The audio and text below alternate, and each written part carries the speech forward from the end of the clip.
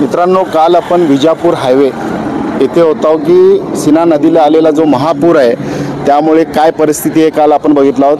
कालच्या संपूर्ण तुम्ही व्हिडिओमध्ये बघितलं असेल प्रशासन काय काम करत आहे हे प्रत्येकाचा प्रश्न होता। आज आपण प्रशासन नेमकं कसं काम करत आहे आणि काय काय आज प्रशासनातर्फे लोकांच्या मदतीसाठी करण्यात उपाययोजना येत आहेत ते बघू। आता आपण सध्या तिरे गावात आहोत। तिरे गावात प्रशासनाने हा सेंटर बनवलेला आहे। उत्तर सोलापुरात एकूण 19 सेंटर प्रशासनातर्फे बनवण्यात आलेले आहे, त्यापैकी हा एक सेंटर आहे तिरेगावचं। या सेंटरमध्ये जे पूर आल्यामुळे गावातील लोकांना स्थलांतरित करून इथं आणण्यात आलेलं आहे। या सेंटरमध्ये प्रशासनातर्फे तसेच काही NGO तर्फेही आणि इथले काही ग्रामस्थांच्या तर्फे इथं लोकांना 2 वेळचे जेवण, 1 वेळचा नाश्ता आणि चहा पाण्याची व्यवस्था करण्यात येत आहे। ही वळसंकर प्रशाला आहे। या वळसंकर प्रशालेमध्ये या लोकांची संपूर्ण व्यवस्था करण्यात आलेली आहे। आपण इथल्या जे सेंटरमध्ये आता राहणारे लोक आहेत यांच्याकडून आपण जाणून घेऊयात की या सेंटरमध्ये कशी व्यवस्था करण्यात येत आहे।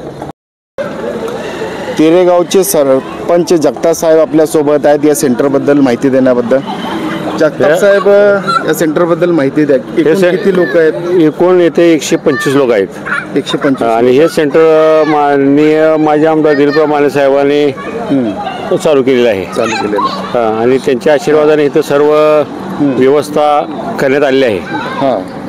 त्यांनी आणि तिरे ग्रामपंचायत त्यांचं सर्व सदस्य, सरपंच, उपसरपंच यांनी येथील लोकांची शिवणी, तिरे येथील लोक आहेत इथे सर्व काही त्यांची जेवणाची, खाण्याची, पिण्याची, राहण्याची सगळी सोय परिपूर्ण केली आहे।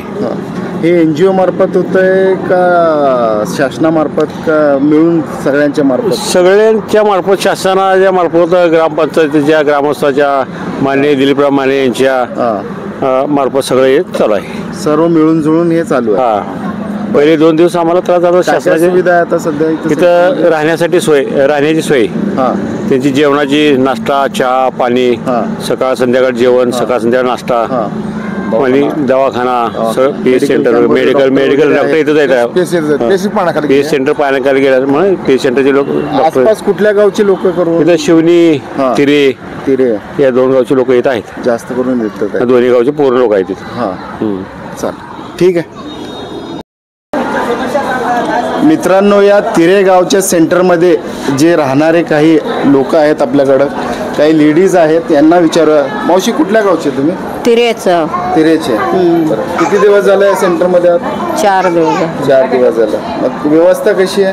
चांगली आहे। जेवण किती वेळा येतं? 2 वेळा चहा येतंय, नाश्ता येतंय, जेवण येतंय,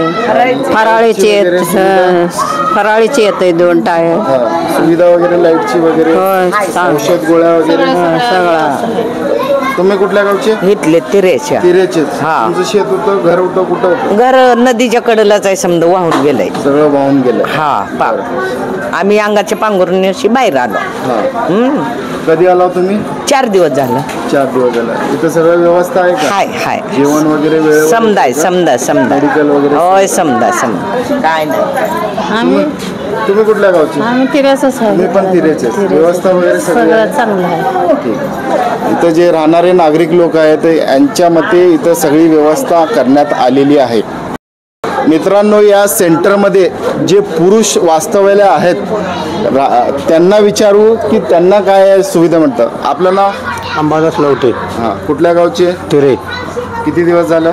3 दिवस झालं। 3 दिवस झालं। मग सुविधा वगैरे काय? सकाळी नाश्ता आहे, दुपारी जेवण, संध्याकाळी जेवण, 2 वेळा जेवण, 1 वेळा नाश्ता आहे। मेडिकलची सुविधा वगैरे सगळं आहे। बरं, कुठं होतं घर? एकदम नदी कटाल, मारुती मंदिर नदीच्या कडेला, आरोग्य केंद्रापास गेलं पाण्यात? गेलं। ठीक आहे। तुम्ही कुठल्या गावचे? तिरेचेच। सुविधा वगैरे येतं? सुविधा भरपूर आहेत। सकाळी संध्याकाळी 2 टाइम चहा येतो, 1 टाइम नाश्ता, 2 टाइम जेवण येते। एकूण किती लोक आहेत अंदाजे? साधारण 120 ते 130च्या पुढे असतील। 120-130च्या पुढे असतील। मग जास्त करून तिरे आणि इथले गावचीच आहेत? शिवणी आहेत, पात्रे आहेत, काय तिरेचे आहेत। कुठलं काय त्रास वगैरे येतं सेंटरला? कोणाला काही त्रास नाही. कोणाला सर, काय नाही. त्रास अक्षरशः मुसळ मंदिरापासून जी बंगला आहे ते अक्षरशः पाण्यात आहे. असं डोळ्याला पाणी येतंय, विचार नका. लय म्हणजे सामान गेले दुसऱ्या मजल्यावर वर तुम्हाला पाणी येणार आहे किती तासापूर्वी कळालं का? 1 दिवसा 2 दिवसा एवढं पाणी येणारच ना असं वाटलं नाही सर. एवढं पाणी नाही, एवढा अंदाज कुणाला पण नव्हता नाही, की कुणाला बी नाही. पाणी हां. एवढा अंदाज होता अक्षरशः एवढं पाणी सगळं म्हणजे कुणाला धुवूनच येतं? गेले. हां. मग तुम्हाला शासनाने सांगितलं की लोकांनी सांगितलं गाव खाली करायला कधी सांगितलं? नाही, शासना बी आलते. किती सांगून तासा अगोदर आलते? म्हणजे दुपारी आलं आणि संध्याकाळी वाढलं बघा. दुपारी तुम्हाला सोडायला सांगितलं आणि संध्याकाळी पाणी आलं. स्तर वाढलं. बघाच तर पाणी वाढलं बघूच तर पाणी वाढलं. बरोबर, एवढा अंदाज नव्हता आणि कधी कावा एवढं घडलं बी नाही एवढा आयुष्य. नाही, कवच नाही सर. काय वाटेल किती दिवसात परिस्थिती सुधारेल? हे लगेच उतरत होतं, सर. पाणी आता उतरायला लागलं. 3 दिवस आम्ही इथं आलो. नाहीतर आणि असं पाणी आलं आणि असं लगेच म्हणजे कमी होत होतं. एवढं पाणी कधी येत लगेच नव्हतं. उतरलं? हा, न भूतो न भविष्यात असं पाणी आलेलं आहे सध्या. सगळं पिकाचं नुकसान, घराचं सगळे काय नाही, विचार नका. कायच राहिलं नाही. पूर्ण तर राहायला आल्यावर तुमच्याकडे काय नोंद वगैरे करून घेतले? त्यांनी घेतले. कुठले रजिस्टर वगैरे केले? केलं. ठीक आहे, चालेल. हे तिरेगावचेच लोक आहेत जे इथं सेंटरला राहायला आले आहेत. तर अक्षरशः यांचे घर ते सगळे उजाडलेले आहेत. पाण्यात सगळे घर गेले, शेती गेली, सर्व गेले. या इथल्या सेंटरमध्ये राहणाऱ्या लोकांचं असं मत आहे की यांना इथं चांगल्या प्रकारच्या सुविधा मिळत आहेत. NGO मार्फत, नेतामार्फत आणि शासनामार्फत. आणि इथं तुम्ही बघू शकाल की जिल्हा परिषदचे कर्मचारी तसेच इथले ग्रामस्थांची सर्व टीम वगैरे यांच्या सेवेसाठी तो उपलब्ध आहेत. आणि तसेच डॉक्टर्स, मेडिकल कॅम्पवाले जे जिल्हा परिषदचे आरोग्य सेवक आहेत ते इथं यांच्या सेवेसाठी आहेत. कॅमेरा पर्सन समीर शेखसह मी आदिल पटेल, हल्ला बोल न्यूज, सोलापूर.